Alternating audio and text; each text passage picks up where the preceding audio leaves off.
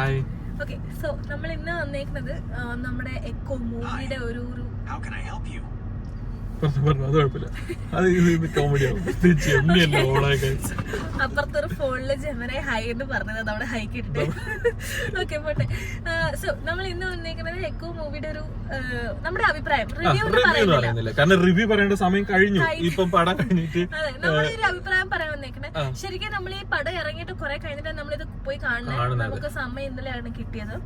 ഒരു അവസരങ്ങൾ കറക്റ്റായി വന്നില്ല, ഇന്നലെ കാണാൻ പറ്റിയുള്ളൂ. ഇന്നലെ രാത്രിത്തെ ഷോയെ പോയി കണ്ടേ. എങ്ങനെയുണ്ടായിരുന്നു പടം? എങ്ങനെയുണ്ടായിരുന്നു ടോട്ടൽ എക്സ്പീരിയൻസ് ഒക്കെ എങ്ങനെയുണ്ടായിരുന്നു? അപ്പൊ എന്റെ അഭിപ്രായം കേട്ടോ, ഇത് പടം ഇത് സംഭവിക്കുന്ന ഒരേ ഒരു ഇൻഡസ്ട്രി മലയാളം ഇൻഡസ്ട്രി ആയിരിക്കും. ഇങ്ങനൊരു സ്റ്റോറി, ഇങ്ങനൊരു കഥ പറയാൻ കഴിയുക എന്ന് പറയുന്നത് തന്നെ ഇത് മലയാളത്തിൽ മാത്രം സംഭവിക്കുന്ന ഒരു കാര്യമായിരിക്കും. വേറെ ഒരു ഇൻഡസ്ട്രിയിൽ ഇത് സംഭവിക്കാൻ ചാൻസ് കുറവാണ്. പിന്നെ പടത്തിൽ ഓരോ കാര്യങ്ങൾ പറയേണ്ടി വരുമല്ലോ. ഇതിപ്പോ ഓവറോൾ ഒരു പരിപാടി ഉണ്ടാവും. അതായത് ഓവറോൾ പറയുമ്പോഴത്തേക്കും പടം നല്ല പടമാണ്, നല്ല മൂവിയാണ്.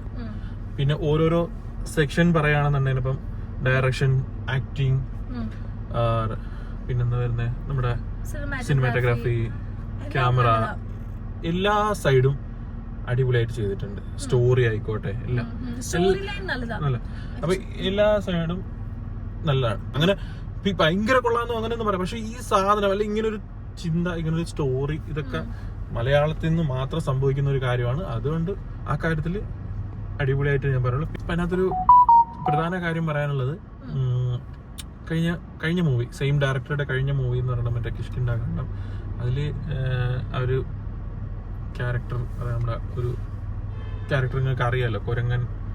അതുകൊണ്ടാണല്ലോ അവർ ചെയ്തേക്കുന്നത്. ആ ഒരു സ്റ്റോറിയിൽ മുഴുവൻ മെയിൻ ത്രെഡ് അത് വെച്ചിട്ടുള്ള പരിപാടിയാണല്ലോ. അതുപോലെ തന്നെ ഈ പടത്തിൽ ഡോഗ്സ്, വലിയ നല്ല ഡോഗ്സ് ഇല്ലേ, അപ്പൊ അതിന്റെ ഒരു പടത്തിന്റെ, ഈ പടത്തില് ഇതാണ്, ഡോഗ്സ് ആണ് അവരുടെ ഒരു മെയിൻ ചെയ്തേക്കുന്ന സ്റ്റോറി ടെല്ലിംഗിൽ വരുന്നുണ്ട് ആള്. എന്റെ പെർസ്പെക്റ്റീവ് പറയുകയാണെങ്കിൽ, എനിക്ക് ടു ബി ഓണസ്റ്റ്, എനിക്ക് first half of the movie കുറച്ചുകൂടി ഒന്ന് ലാഗിങ് ആയിട്ട് തോന്നി. ലാഗിങ് ആയിട്ട് തോന്നി. അതെനിക്ക് തോന്നുന്നു മേ ബി ആ ഒരു ഫസ്റ്റ് ഹാഫിൽ അവർ കുറച്ചുകൂടെ സ്റ്റോറി ടെല്ലിംഗ് ആണ് അവർ ചെയ്യുന്നത്. അപ്പോൾ അതുകൊണ്ടാണ് എനിക്ക് ലാഗിങ് ആയിട്ട് തോന്നിയത്. But second half was really engaging ആയിരുന്നു. ഒരു ക്യൂരിയോസിറ്റി വരും, നമുക്ക് അടുത്ത് ഇനി എന്താ നടക്കാൻ പോകുന്നത് അറിയാൻ വേണ്ടിയുള്ള ഒരു ക്യൂരിയോസിറ്റി അവിടെ വരുന്നുണ്ട്. ഓക്കെ, ഇതിന്റെ ജോണർ എന്ന് പറഞ്ഞു കഴിഞ്ഞാൽ അങ്ങനെ ഒരു ഭയങ്കര ത്രില്ലർ, അങ്ങനെ ക്രൈം ത്രില്ലർ അങ്ങനെയല്ല. It's more of A psychological thriller. അപ്പോൾ ഈ ജോണർ എല്ലാവർക്കും ഇഷ്ടപ്പെടുന്ന ആണോ എന്ന് അറിയില്ല, ബട്ട് നമുക്ക് രണ്ടുപേർക്കും ഇഷ്ടമാണ്. So that's why we like the story and this movie also. ഇതിൻ്റെ ഡയറക്ഷനും സിനിമാറ്റോഗ്രാഫി, അത് ഞാൻ വീണ്ടും എടുത്തു പറയുന്നു, ഭയങ്കരമായിട്ട് അടിപൊളി ചെയ്തിട്ടുണ്ട്. പിന്നെ ആ ഡോഗ്സിനൊക്കെ ട്രെയിൻ ചെയ്ത് ഇങ്ങനെ ഈ രീതിയിൽ വേണം ഇന്ന് സീന് ഷൂട്ട് ചെയ്യാന്ന് പറഞ്ഞാൽ it's like lot of effort അതിന് വേണ്ടി വരും. പിന്നെ എനിക്ക് കുറച്ചൊരു പടം കുറച്ചുകൂടി നല്ലതാണ് എനിക്ക് തോന്നുന്ന ഒരു സിറ്റുവേഷൻ എന്ന് പറഞ്ഞു കഴിഞ്ഞാൽ, ഫസ്റ്റ് ഹാഫ് കുറച്ചുകൂടി ഒന്ന് അവർ എൻഗേജിങ് ആക്കണമായിരുന്നു അല്ലേ, എനിക്ക് അങ്ങനെ തോന്നി. പിന്നെ ആക്ടിങ് വൈസ് എല്ലാവരും അവരവരുടെ പാട്ട് അടിപൊളിയായിട്ട് ചെയ്തേക്കണം. നേരത്തെ ഒക്കെ പറഞ്ഞ പോലെ സന്ദീപ് അടിപൊളിയായിട്ട് വർക്ക് ചെയ്തിട്ടുണ്ട് ഇതിൽ.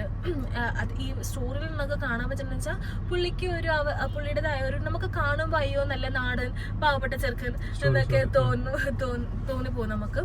But there is another part, another side of him that ഇതിലും പുള്ളി അത് കാണിക്കുന്നുണ്ട്. അപ്പോൾ ആ രീതിയിൽ നല്ലോണം വർക്ക് ചെയ്തിട്ടുണ്ട് ആള്.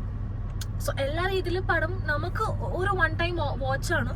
അതെ, പടം കാണാത്തവരുണ്ടെങ്കിൽ പടം കണ്ടോളൂ. അത് ഒരിക്കലും നിരാശപ്പെടുത്തുന്ന ഒരു പടമായിട്ടൊന്നും പറയാനില്ല. പടം നല്ല പടം തന്നെയാണ്, നല്ല പടമാണ്.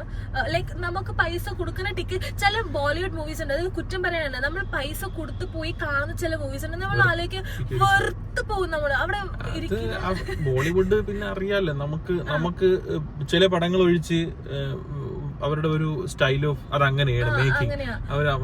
നമുക്ക് നമ്മളവിടെ തിയേറ്ററിൽ നമ്മൾ വെറുതെ പോയി, ഇതൊക്കെ എന്ത് ഓവറായിട്ട് കാര്യങ്ങൾ കാണിക്കുന്നത്. നമ്മുടെ ഈ മലയാളി ഓഡിയൻസ് അല്ലെങ്കിൽ മലയാളികളുടെ ഭാഗത്തുനിന്ന് നമ്മൾ മാത്രം, അതായത് ഞാൻ ആദ്യം തുടക്കം പറഞ്ഞത്, നമ്മുടെ ഭാഗത്തുനിന്ന് അല്ലെങ്കിൽ കേരളത്തിൽ മാത്രം സംഭവിക്കുന്ന ഒരു പരിപാടിയാണ് ഈ മൂവി. അങ്ങനെയല്ല, നമ്മൾ കൊടുക്കുന്ന പൈസക്ക് അതൊരു വെർത്താണ്. അങ്ങനെ നമ്മൾ ഭയങ്കര മോശമൊന്നുമില്ല. കുറെ പേരെ കമന്റ് ചെയ്യാൻ പറഞ്ഞില്ലേ, അങ്ങനെ നമുക്ക് ഇഷ്ടപ്പെട്ടില്ല, അത്രയ്ക്കൊന്നുമില്ല. പടം കാണാനുണ്ട്, അതൊരു പുതിയ അറ്റംപ്റ്റ് ആണ്, പുതിയ പരിപാടിയാണ്, നല്ല രസം ഉണ്ടാവും, കുഴപ്പമൊന്നുമില്ല. അങ്ങനെ വളരെ മോശം പറയാനൊന്നുമില്ല. ഒരു ഔട്ട് ഓഫ് 5 എത്ര കൊടുക്കും? 4 ഒക്കെ കൊടുക്കാം. 3.75 4. ഞാനൊരു 4.25 കൊടുക്കും. നിങ്ങളടുത്ത് വേറെ പ്രത്യേക കാര്യം പറയാനുണ്ട്. ഒന്ന് വീഡിയോ കാണുന്നത് ഇത് എല്ലാരടുത്തും പറയാനുണ്ട്. ഇത് നമ്മുടെ വീഡിയോ വ്യൂവേഴ്സ് ഉണ്ട്, പക്ഷെ നമ്മുടെ സബ്സ്ക്രൈബർ വളരെ കുറച്ച് പേരുള്ളൂ. സബ്സ്ക്രൈബ്